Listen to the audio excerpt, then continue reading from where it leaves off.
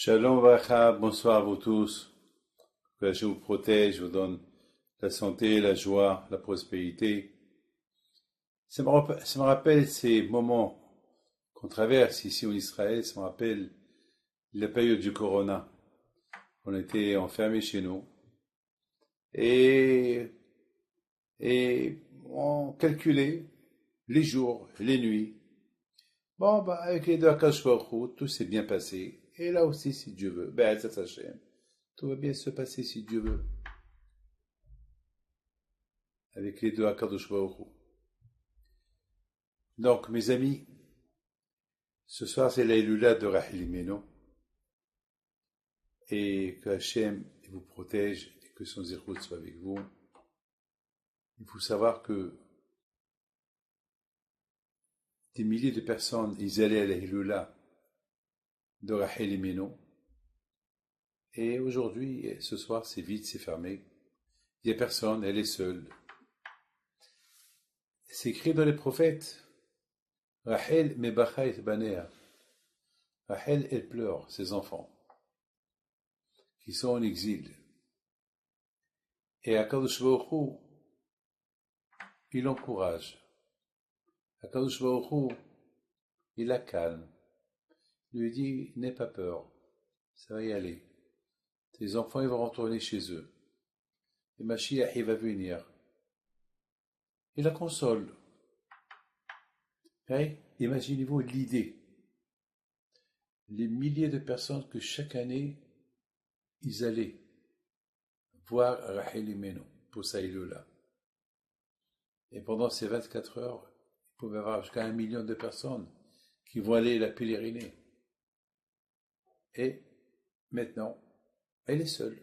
Alors maintenant, bien sûr, le fait qu'elle voit que personne ne vient chez elle, comme à l'époque du Corona, lorsque personne n'allait au Kotel, lorsque personne n'allait chez Rabbi Shimon Bar Yochai à la Iloula, alors bien sûr, Rabbi Shimon Bar Yochai, il est étonné. Comment est-ce possible qu'il n'y a personne? Alors, bien sûr, il va chez Akadosh Baruch Hu pour demander à Akadosh Baruch Hu qu'est-ce qui se passe. Pourquoi il n'y a personne qui vient me voir? Où sont les milliers de personnes qui viennent chaque année à l'Akba Omer? Et Akadosh Baruch Hu, il lui dit, alors, prie pour eux. Prie. Bon, bien sûr, les prières, elles ont fait leur effet. Bien sûr, ça, on a payé un prix fort pendant le Corona. Là aussi, on a payé un prix fort pour cette période que nous sommes en train de passer. Et de plus, Rachel Imeno, c'est sa Iloula ce soir. Elle s'appelle maman, on l'appelle Rachel Imeno. Elle, bien sûr, elle a l'habitude de voir un monde fou venir. Ça le console. Au moins, elle a un argument. Hachem, ça suffit. Regarde tous ces gens qui viennent me voir. Vous savez, lorsqu'on va chez Rachel Imeno, on se renforce dans la Emouna. Parce qu'on dit que le fait de savoir qu'elle pleure notre exil et qu'elle prie Hachem pour que Hachem nous réunisse, ça fait un effet dans le ciel. Donc ce soir, malheureusement, il n'y a personne. Donc ce soir, elle va aller chez Hachem. Elle va demander à Akadosh Baruch Hu pourquoi. Vous savez, mes amis, je voudrais vous dire quelque chose. Vous savez que à la fête de Sukkot, pendant la fête de Sukkot, on dit que c'est pas bien que la première nuit de Sukkot, il pleut. C'est pas bien. C'est bien que la pluie, elle tombe à Simchat Torah. Parce que on fait la prière de la pluie à Simchat Torah. Alors c'est pas un mauvais signe que la pluie, elle tombe le premier jour de Sukkot. C'est pas un bon signe. Voilà, on dit c'est pas bon. Mais si elle tombe, on a les mona. Beaucoup de fois en France, elle tombe la pluie. Je me rappelle une fois à Lyon, jamais j'oublierai. Une fois à Lyon, on est rentré dans la souka à 2 heures du matin. Le premier jour de la souka, on est rentré à 2 heures du matin. Il y avait une pluie terrible. Et vous savez que le premier jour de Sukkot, il faut ils mangeaient au moins un petit morceau de pain, au moins que le premier jour de la Souka. Mais il pleuvait, donc on a attendu jusqu'à très très tard dans la nuit. On a goûté un morceau de pain à 2 heures du matin, ou minuit, ou 1 heure, je ne me rappelle pas. Et après, on est parti à la maison. Donc, vous voyez, ça arrive que beaucoup de fois, le premier jour de la Souka, il pleut. Mais on dit que c'est pas bien, c'est pas un bon signe. Lorsqu'il pleut, c'est pas un bon signe. On dit aussi que c'est pas un très bon signe lorsque le Rosh Hashanah, il tombe un Shabbat. C'est pas un bon signe. Voilà, cette année, c'était Rosh Hashanah, c'était Shabbat. Et dans beaucoup des endroits, il a plu le premier jour de Sukkot. Alors, qu'est-ce qu'on va dire? Et c'est pas un bon signe, qu'est-ce qu'on va dire? Non, on a l'aïmouna, on dit même qu'il a plu, même qu'il y a eu la pluie, et même que Rosh Hashanah est tombé un Shabbat, on a l'aïmouna à Kadosh Baruch Hu, Hachem peut tout changer. Il peut tout changer. Si, par exemple, il ne tombe pas la pluie pendant toute la semaine du Sukkot, et elle tombe la pluie à Simchat Torah, on dit c'est un bon signe. Pourquoi? Parce que c'est à Simchat Torah qu'on fait la prière, pour la pluie. Mais malheureusement, cette année, le Simchat Torah de cette année, non seulement qu'on a reçu la pluie, on n'a pas reçu la pluie, pardon, mais on a reçu une gifle. Alors, on fait quoi? Mes amis, il faut savoir une chose, il n'y a rien à faire. Il faut être comme Avraham Avinu. Avraham Avinu, jamais il a posé des questions. Jamais. Abraham Avinu, il a passé beaucoup d'épreuves, Abraham Avinu. Il a passé plein d'épreuves. Vous savez, imaginez-vous, la paracha de cette semaine, l'histoire d'Abraham, elle commence à partir de cette semaine. Abraham Avinu était tranquille. Il était avec ses parents. Il était marié. Il était à Haran. Et voilà, soudainement, il a mené une guerre contre ceux qui ne sont pas croyants. Il a mené une guerre énorme.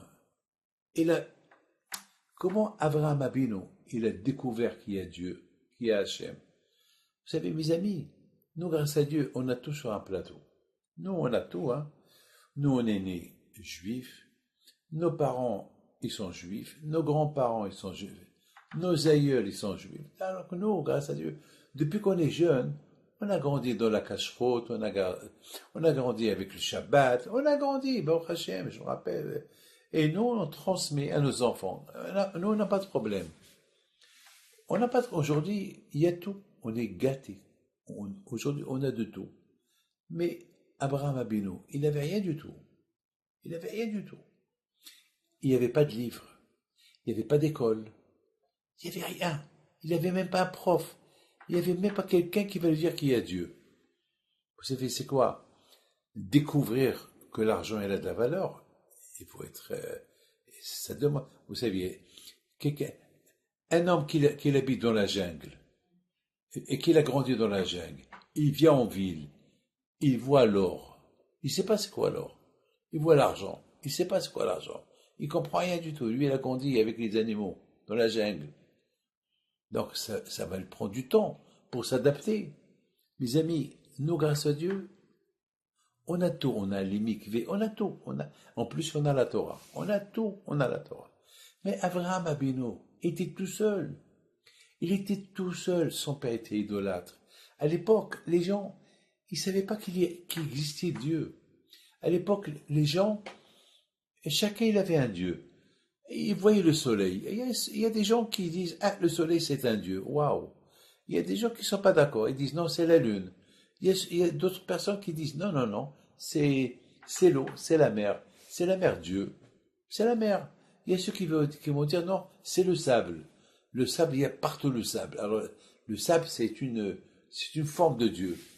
Vous savez, ils ne vont pas se casser la tête parce qu'ils n'ont pas eu d'éducation. Ils n'ont pas eu de formation. Personne ne les a éduqués. Personne ne le sait.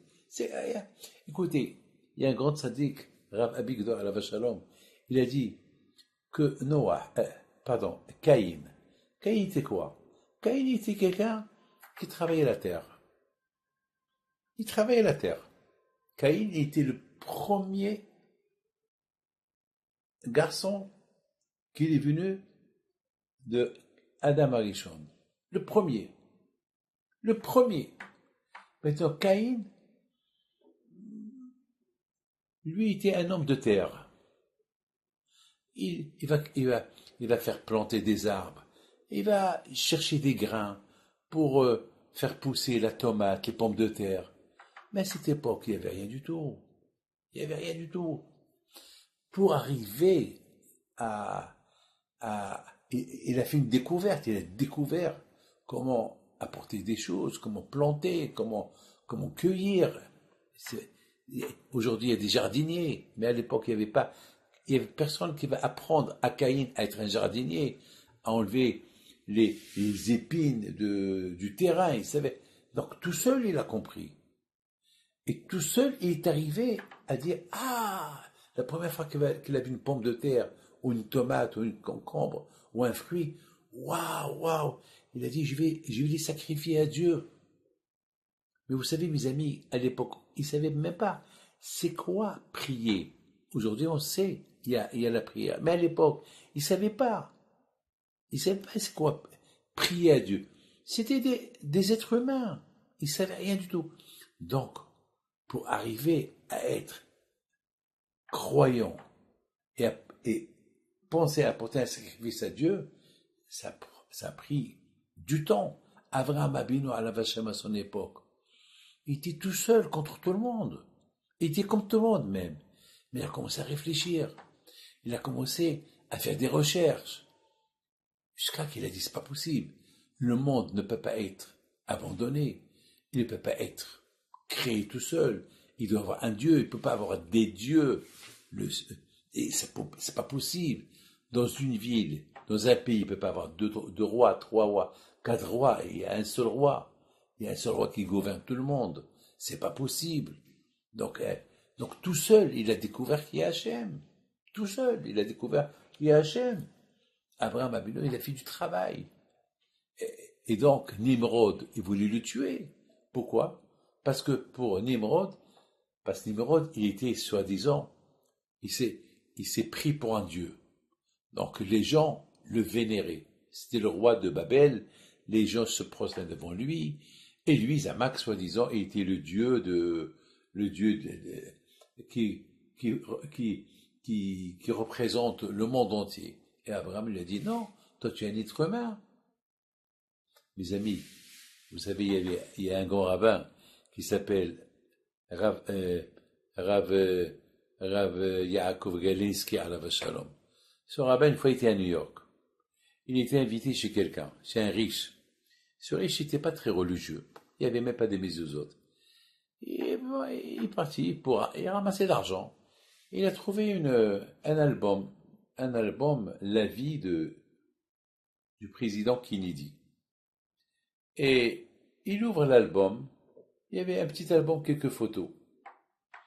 La photo du président Kennedy, John Kennedy, c'était un des plus grands présidents américains de l'époque. Je me rappelle le jour de sa mort, j'étais allé chez moi en Angleterre, j'avais 13 ans, je me rappelle très très bien. 13 ans et demi, j'avais. C'était en 63, je me rappelle. Et puis, ce rabbin-là, il ouvre l'album, il y a la photo. Et après, tout de suite, il y a une autre photo. Laquelle? Il y a comment il sort de chez lui. Il y a une autre photo qu'il a été à l'aéroport pour Dallas. Il y a une autre photo. Il descend de l'avion de Dallas à Dallas. Une autre photo, comment il rentre dans la voiture. Il y a une autre photo, une voiture décapotable. Une très belle voiture décapotable. Il y avait un monde fou à gauche et à droite qui vont le saluer. Il y avait une autre photo que, soudainement, on voit qu'il a été touché par une balle. Il y a une autre photo, il est pris à l'hôpital. Une autre photo, comment il est mort et il l'enterre. Une autre photo, comment sa femme et ses enfants, ils étaient derrière le cercueil pour l'enterrer. Et Rav Yaakov Galinsky, il a commencé à rigoler tout seul. Il a dit, regarde, il sort de la maison, Et quelques heures plus tard, il est dans une tombe. Il sort comme président, et maintenant, même un chien mort, il est mieux que lui. Un chien vivant, pardon. Il dit, Shlomo Meler, un, un chien vivant mieux qu'un lion qu'il est mort. Pourquoi? C'est vrai, le lion, il est fort, il peut dévorer le chien, mais s'il est mort, il est plus puissant. Le chien est plus important que lui. Voilà, c'est toute une histoire. Comment elle commence? En 24 heures, bam, elle se termine. Personne ne sait qu'est-ce qui va lui arriver le lendemain. Personne. On ne sait pas. On ne sait pas. On était tranquille à Simchat Torah.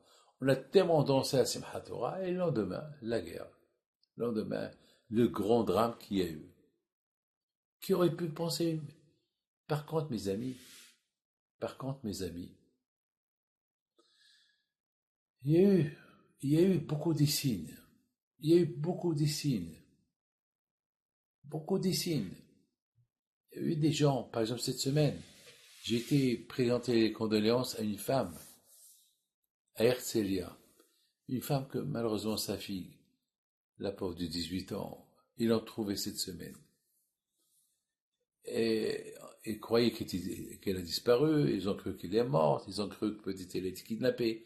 Finalement, ils l'ont trouvée. Ils ont trouvé une boule de feu et avec les analyses, ils ont découvert que c'était elle. J'étais chez elle pour la consoler. Vous savez qu'est-ce qu'elle me dit? C'est une famille qui ne sont pas religieux. Mais aujourd'hui, tous ils savent, ils reconnaissent qu'il y a quelque chose. Ils reconnaissent qu'il y a quelque chose. Et ils ont grandi comme ça, ils ne savent pas. Les Israéliens, ils ne savent pas. On ne peut pas les accuser, ils ne savent pas. Ils ont grandi pas religieux et ils n'ont qu'un lien avec Hachem, rien du tout. Et comme ça, on ne peut rien faire. Mais il m'a dit une chose. Il m'a dit, ce qui est incroyable, c'est que ma fille, comme ça elle m'a dit, elle qui n'est pas croyante du tout, elle me dit, quelques jours avant la soirée qu'il y a eu à Paris, quelques jours avant qu'elle est partie à la fête, elle me dit, maman, je suis pas croyante, mais ces derniers temps, je commence un peu à sentir le Shabbat. Comme ça, elle lui a dit. Quand même, le Shabbat, il est important. Comme ça, elle a dit. Ça m'a dit, mais t'es folle? Mais de quoi tu parles? De quoi tu parles? Mais depuis quand on fait Shabbat? Si je sais pas, maman. Peut-être même, je crois un jour, je vais quitter ce monde-là, le Shabbat. Et elle est morte, Shabbat. Et c'est une fille qui n'est pas religieuse du tout. Donc sa mère, qui n'est pas avec ces histoires-là, elle m'a dit comme ça, elle m'a dit, ma fille est devenue très spirituelle avant qu'elle est morte. Elle a dû voir quelque chose. Vous savez, chacun de nous, il a l'ADN de Abraham, Yitzhak et Yaakov, l'Aïmouna. Abraham Abeno, tout seul, il a découvert Hachem. Et tout seul, il a fait des recherches. C'est pas comme ça. Nous, grâce à Dieu aujourd'hui, on est gâtés. Nous, aujourd'hui, on a tout pour avoir tout. Aujourd'hui, mes amis, il faut avoir la tête dans la tête. On a besoin de deux têtes. Une tête qu'elle gouverne notre tête. Parce que notre tête, parfois, elle est pourrie. On ne veut pas savoir, on ne veut pas comprendre, on veut rester aveugle. On veut rester aveugle. Il faut ouvrir les yeux un peu. On peut, mais on fait des recherches. On cherche tout et on cherche rien. On cherche tout. On cherche le matériel, on cherche s'éclater, on cherche de tout, mais cherche le émet, la vérité. Il y a il y a un patron, il y a Hachem. Et Abraham Abino, tout seul, il a découvert qu'il y a Hachem. Tout seul. Parce qu'il est arrivé à la vérité que le monde ne peut pas être abandonné, il ne peut pas être créé tout seul. Il y a un boss, il y a un roi, il y a un Dieu, il y a un créateur. Donc, il s'est dit, donc, moi, à partir de maintenant, Dieu, je ne sais pas comment tu t'appelles, là où tu es, je sais que tu existes, je sais qu'il n'y a que toi. Alors là, Hachem s'est dévoilé à lui. Il a dit, Abraham, chapeau, voilà, tu m'as trouvé. Mes amis, à partir de ce moment-là, Abraham, il a découvert Dieu. Alors, il a créé en lui cet ADN de Emouna, parce que c'est un travail qu'il a fait tout seul. C'est comme Léaviel, un pauvre, qu'il est pauvre et qui est devenu milliardaire. Comme moi, je connais quelqu'un du Venezuela, je le connais, il vendait des cravates. Il me l'a dit. Il m'a dit, je vendais des cravates, mais je voulais devenir riche. J'allais dans là où il y avait des fabriques de tissus, et tous les déchets des tissus que les gens y jetaient, moi je les ramassais, je les prenais à ma mère, elle faisait des cravates. Et de ces cravates-là, après j'ai commencé à vendre les montres, après, jusqu'à que, grâce à Dieu, j'ai réussi. Mes amis, lorsqu'on veut, on peut. Il faut rien qu'avoir cette volonté. Abraham Abino, il a eu la volonté. Mais vous allez me poser la question, mais comment il a créé en lui cette volonté? Mes amis, chacun de nous il peut créer une volonté. Vous savez qu'est-ce qu'on dit? On dit que à Simchat Torah, il faut être content. Et j'ai vu dans ça qui me disent, et celui qui n'est pas content, celui qui n'arrive pas à être content à Simchat Torah. Alors il faut qu'il crée la joie. Il faut créer la joie. Et si tu n'es pas content, ben, il faut créer. C'est tout. Il faut créer. Lorsqu'on veut, on peut. Abraham Abino, il a réussi. Parce qu'il a réfléchi, parce qu'il a utilisé, il a bien utilisé sa tête. Il a commencé à réfléchir. Dans la vie, on réfléchit. Il faut ouvrir les yeux. Mettons avec tout ce qui se passe, et on reste encore endormi, alors là, vraiment, on n'est pas normal.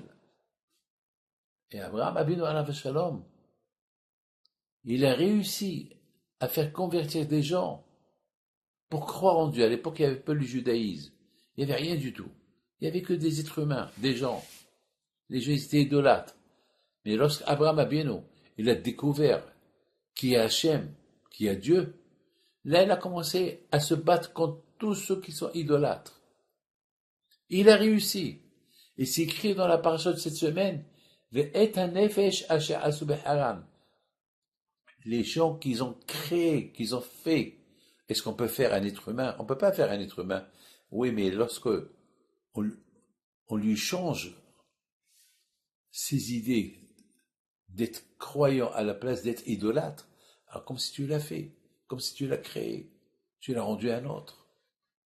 Vous imaginez, mes amis, Abraham Abino, comment il... Je vais vous poser une question. Mais Hachem, il connaît Abraham, mais il n'avait pas besoin de le convaincre. Il n'avait pas besoin, parce qu'Abraham Abino était convaincu. Et ça y est, il était sûr de lui. Pour lui, Hachem, il n'y a que Hachem, il n'y a pas un autre, il n'y a que Dieu. Alors maintenant, il y a une question qui se pose. Pourquoi Hachem, il a mis Abraham dans l'épreuve? Il a éprouvé des épreuves, des épreuves, des épreuves. Mais pourquoi? Pourquoi? Mais Hachem, il sait que Abraham, il l'aime. Hachem, il sait que Abraham, il va surmonter toutes les épreuves. Alors pourquoi le faire souffrir? Pourquoi le faire souffrir? Pourquoi le faire souffrir? Vous savez pourquoi? C'est pas parce qu'Hachem, il a voulu le faire souffrir. Hachem, il aurait pu ne pas les mettre dans les épreuves. Mais c'est pour nous enseigner à nous. Parce que Hachem, il a voulu nous montrer par l'expérience des épreuves comment Abraham il aimait Hachem. Parce que nous, c'est vrai qu'on lit l'histoire, on dit que Hachem, il aurait pu éprouver Abraham, mais il n'a pas éprouvé parce qu'il sait mais non, on ne va pas croire. Mais parce que nous, on a créé notre propre ADN de Emouna en Hachem parce qu'on a vu Comment Abraham Abino, il a surmonté toutes les épreuves. On l'a lu et c'est rentré dans notre sang. Alors on a l'émouna à Kadosh Baruch Hu. On a l'ADN d'Abraham, Yitzhak, Yaakov. Vous savez, mes amis, il y a un grand rabbin, Rav Shavtai Slavitsky, et il raconte une belle histoire. Il raconte qu'une fois, il y avait en Russie, à l'époque du communiste, ils ont fait un contrôle de polygraphe à un juif. Ce juif, il s'appelait Ugor. Il s'appelle Ugor. Et un jour, il n'a pas aimé Ugor parce qu'il a voulu être appelé, il a commencé un peu à devenir un peu croyant. Vous savez, en Russie, c'était interdit de faire la religion. Et il a commencé à devenir un peu croyant. Et puis, il a dit, tiens, je veux me donner un nom. Alors, il avait là-bas un juif, un rabbin, qui était rabbin. Il a dit, on m'appelle Ugor. Je voudrais bien qu'on m'appelle un nom juif. Mais c'est vrai, je ne suis pas circoncis. Parce qu'ici, en Russie, on ne peut pas faire la circoncision. Mais moi, je veux avoir un nom juif. Alors, il a dit, quel nom tu veux? Il a dit, je veux m'appeler Moshe. D'accord. D'accord. Alors, Rabotai, vous savez, je vous fais un cours, mais si jamais je dois m'arrêter, parce qu'il y a les sirènes, alors vous m'excusez. Mais tant qu'il n'y a pas les sirènes, je continue le cours. Alors, finalement, mes amis, il s'est passé quelque chose de magnifique.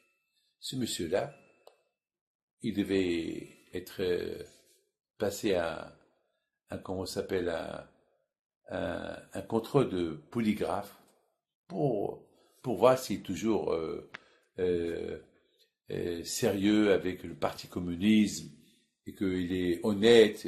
Bon, ils ont fait le contrôle et dans le contrôle, il voyait qu'il lui a dit comment tu t'appelles, Hugo, où tu habites, bam, où tu es né, la date de naissance. Mais le polygraphe, le contrôle, il sortait qu'il a menti. Il a dit, monsieur, tu mens. Il y a un problème. Il a dit, je m'appelle Hugo. Non, il y a un problème.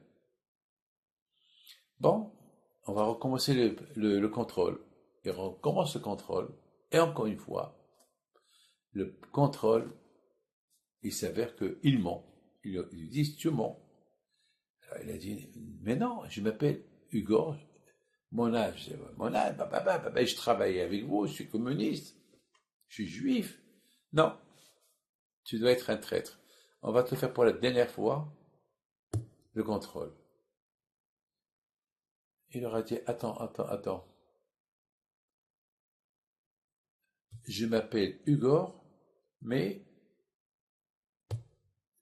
il y a quelque temps, je me suis donné un nom Moshe.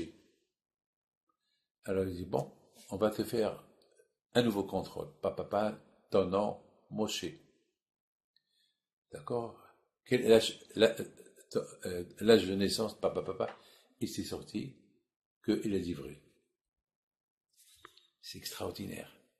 Mais il s'appelle pas Moshe, il s'appelle Hugor. Mais le fait qu'il a cherché une identité qui va s'appeler Moshe, c'est Moshe, c'est Hachem, Moshe, c'est juif, Moshe, c'est la Torah. Il s'est donné une identité. Et le fait qu'il s'est donné une identité, alors son corps ne pouvait plus accepter le nom Hugor. Mes amis, chacun de nous, il a une neshama. Chacun de nous, il a une partie d'Hachem qui est fait de lui, qui est fait de lui une identité. Mes amis, une voiture, elle a un nom. Une marque, une Mercedes. On la reconnaît. On va pas l'appeler 4 chevaux. On va pas l'appeler une Fiat. On va pas l'appeler Rolls-Royce. C'est une Mercedes. On voit son signe. Mes amis, lorsque quelqu'un, il se donne, il se cherche, il trouve Akadosh Baruch Hu, alors dans son corps, il y a cet ADN qui va s'ajouter en lui. Mes amis, n'oubliez pas une chose. Il y a une différence entre quelque chose qui est ancien. On achète, on veut toujours du beau. On veut toujours acheter une belle chose, un beau vêtement. Ou pas, un beau vêtement. Mes amis, lorsqu'on va, on nous vend quelque chose qui est d'occasion. On le sent nous-mêmes, on sent ce qu'on porte, c'est l'occasion. C'est pas du nouveau. Il y a une différence quand tu achètes une voiture neuve et une voiture qui est d'occasion. Il y a une grande différence. Une voiture neuve, tu sens le neuf. Une voiture d'occasion, tu sens, je sais pas, tu sens la cigarette ou elle est neuve, mais elle n'est pas neuve. Elle sent pas le neuf. Mes amis, chacun de nous, tant qu'il a pas fait des recherches pour sa propre identité, il est d'occasion. Un homme vivant, mais ça s'appelle d'occasion. Mais un homme neuf, c'est avec la émouna. La émouna, quand je vois, il devient un homme. Avec l'ADN. En lui, il y a Abraham, Yitzhak, Yaakov. Et chacun de nous, c'est un qui ouvre ses yeux. Avec tout ce qu'on a vu cette semaine, la semaine dernière, je vous raconte une belle histoire. Que dans tous les réseaux, tout le monde la raconte. Il y a une femme qui habite un de ces villages que malheureusement, la plupart ils ont été tués. Cette femme-là, mes amis, elle voit la mort arriver. Elle a commencé à crier. Elle a commencé à crier. Elle a dit, Hachem, Hachem, protège-moi. Je sais, j'étais par le jeu, j'ai pas mangé caché, j'ai pas fait Shabbat, j'ai rien fait. Mais si tu me sauves, moi et mes enfants, je commence à respecter Shabbat. Et ils sont rentrés dans sa avec les mitrailles, ils sont rentrés dans sa chambre. Et elle criait toujours Hachem, Hachem, je ferai Shabbat. Miraculeusement, ils l'ont lâché, ils sont partis. Le Shabbat d'après, ça veut dire Shabbat dernier, elle s'est trouvée quelque part.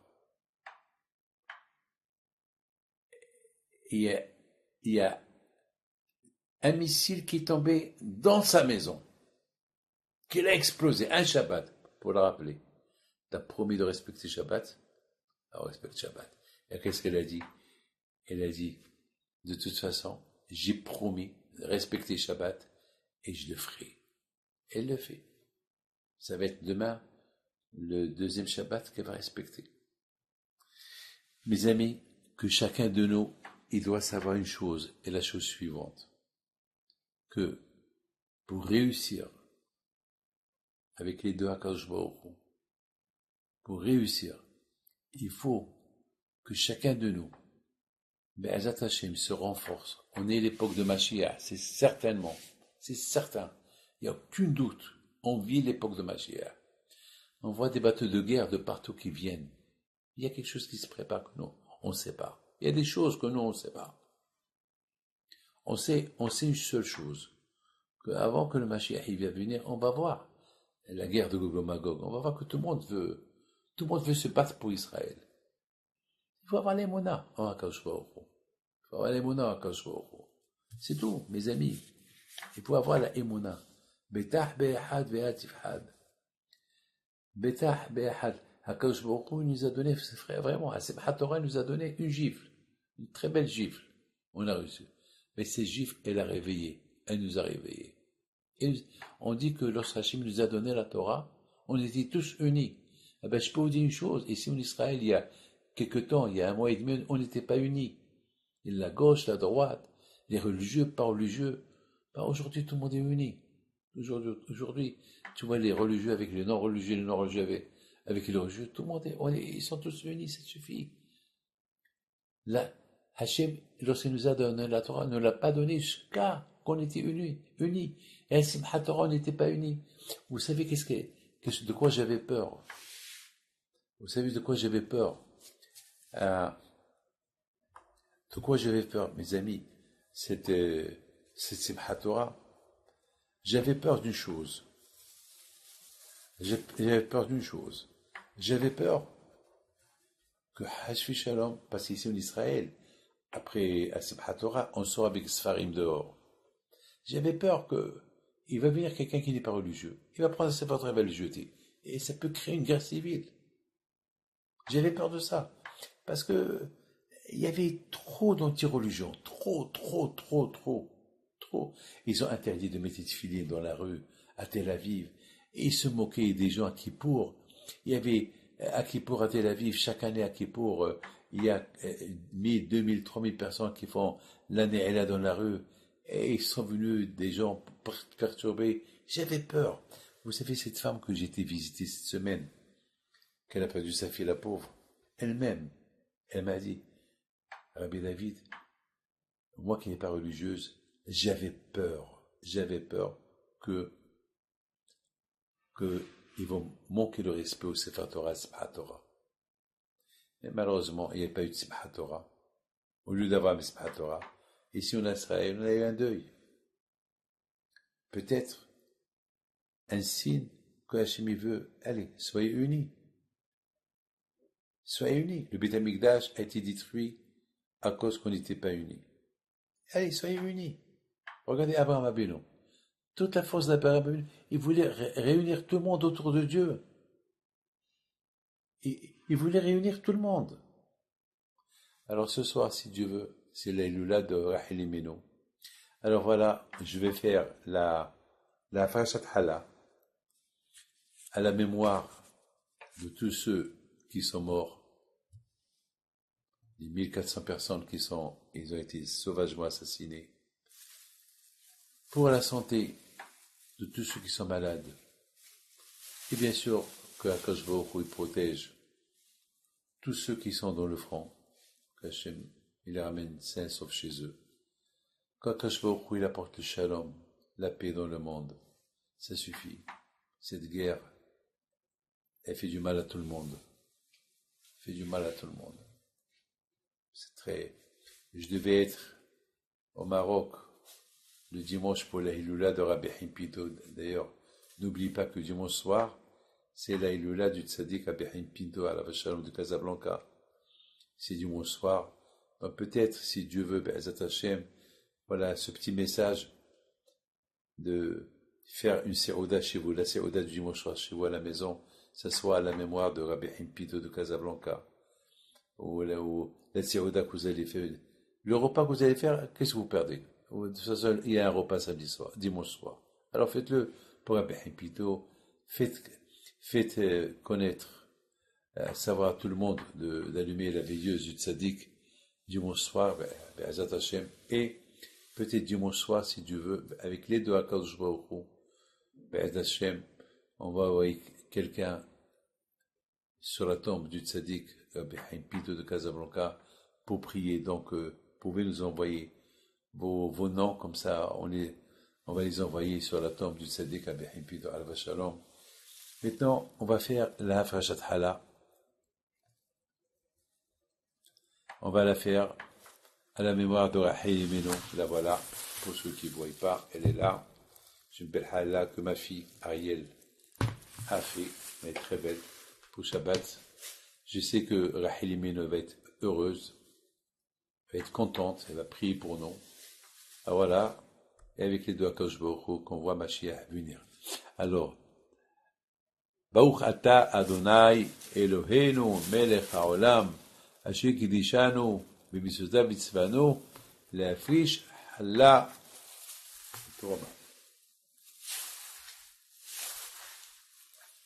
Voilà.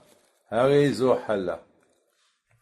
יהי רצון מלפניך, אדוני אלוהינו ולאבותינו, שהמצווה של הפרשת חלה תחשב כאילו, כי ימנוה בכל פרטיה וקדוקיה, ותחשב הרמת החלה שאני מרים, כמו הקורבן שהוקרב על המזבח, שהתקבל ברצון, כמו שלפנים הייתה החלה, תתנונה לכהן והייתה זו לכפרת העוונות, כך תהי לכפרת עוונותינו, ואז נהיה כאילו נולדנו מחדש, נקיים מחטא ועוון, ונוכל לקיים מצוות שבת, קודש, הימים הטובים, עם כל המשפחה שלנו, עם כל ישראל אחינו בכל מקום שהם, שהקדוש ברוך הוא ישלח לרפואה שלמה לכל חולי עמו ישראל, ונהיה ניזונים מקדושת הימים הללו, מהשפעתם שמצוות חלה יהיו ילדינו ניזונים תמיד מידיו של הקדוש ברוך הוא, ברוב רחמה וחסדה וברוב אהבה, כשתקבל מצוות חלה כאילו קיבל אותה הכהן, וכשם שאנחנו מקיימים מצוות חלה בכל לב, כך יתעוררו רחמך הקדוש ברוך הוא,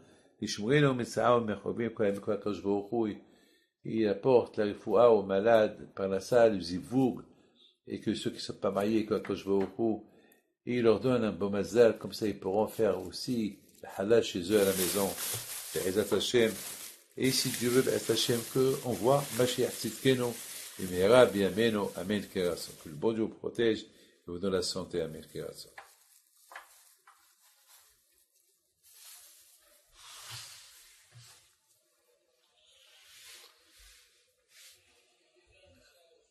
Ça c'est Rachel Imenu. On peut pas, malheureusement, on peut pas être là-bas ce soir. Mais voilà. Voilà. Un petit film.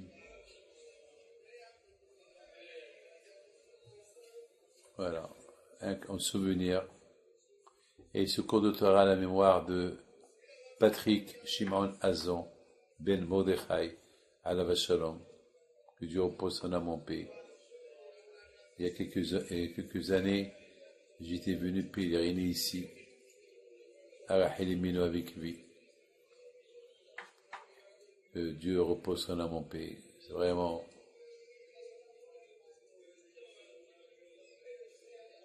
que Rachel Imenu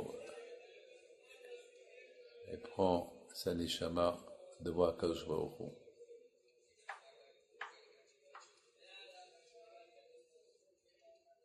On a vraiment la émouna. On a vraiment la émouna. C'est ça. On a ça. On a tous l'ADN de Rachel Imenu. Rachel, c'est notre maman. La maman de tout Am Israël. La maman de tout le peuple d'Israël. La mère de Yosef Hatzadik. La mère de Binyamin. Et étant donné que c'était elle, la femme privilégiée de Yaakov Abinu, et Yaakov Abinu, toujours, il la consulte. Yaakov Abinu, il avait 4 femmes. Mais sa femme, pour laquelle il a travaillé 7 ans, c'était Rachel. Mais son beau-père, Lavan, il a changé de femme, il lui a donné une autre femme, Léa. Et Yaakov Abinu, tellement qu'il aimait Rachel, il n'a pas divorcé Léa.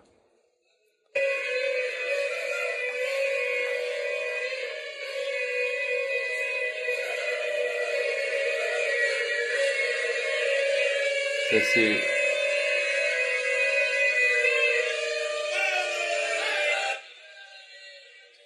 Yaakov Abinu, il n'a pas divorcé Léa. Parce que Rachel a dit à Yaakov, ça y est, tu t'es marié avec elle, c'est vrai. J'ai donné ma place à ma sœur.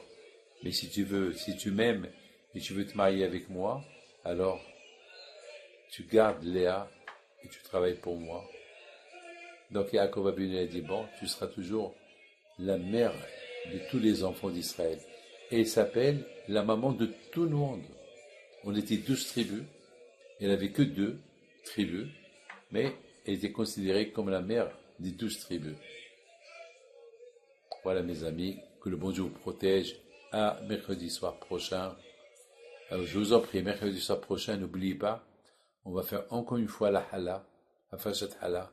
Alors là, je voudrais que vous préparez votre hala à côté de vous, à côté de votre iPad ou votre téléphone, et on va la faire tous ensemble. Et pendant que moi je fais la bracha, vous aussi faites la bracha. D'accord? C'est très important ce que je vous dis. Alors, Be'ezat Hashem, on va tous se réunir à cette Fashat Hala de mercredi soir prochain, si Dieu veut. N'oubliez pas la bougie de Rabbi Akiba, qu'il faut allumer chaque jour. Et surtout, n'oubliez pas, dimanche soir, c'est la Ilula de Rabbi Akiba. Vous savez, à Simchat Torah, on dansait avec les Sfarim, à Natania. Et j'ai dit à mon fils Rabbi Michael, prends une grande table. Parce qu'il y avait trop de monde, on n'arrivait pas à danser, comme il faut. On va poser Sfarim. Et il y avait 7 Sefer Torah. Et on va danser autour d'eux, parce que Les Sfarim, ils étaient lourds, il n'y avait pas de place où tourner, alors on va danser sur place. Et à un moment donné, lorsque j'ai vu les Sfarim, on dirait que c'était une muraille. C'était vendredi soir, Shabbat. Et j'ai dit à tout le monde, vous n'avez pas l'air de voir ici une muraille qu'elle protège, une muraille de Torah.